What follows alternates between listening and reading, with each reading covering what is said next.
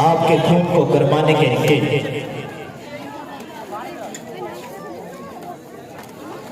आप में जज्बा पैदा करने के लिए अभी एक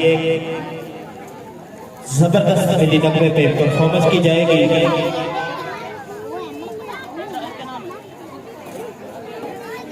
नीचे बैठो कि मेरे अंदाज से बिछड़ते हैं लोग,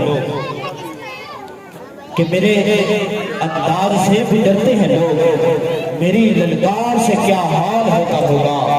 हम तो मिट जाएंगे ए अर्ज़े वतन, हम तो मिट जाएंगे ए अर्ज़े वतन, तुमको रहना है क़यामत के सहर होने तक।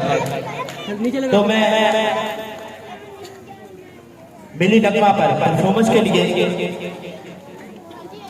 न्यू नहम सीनियर से वामक अहमद और उसके साथ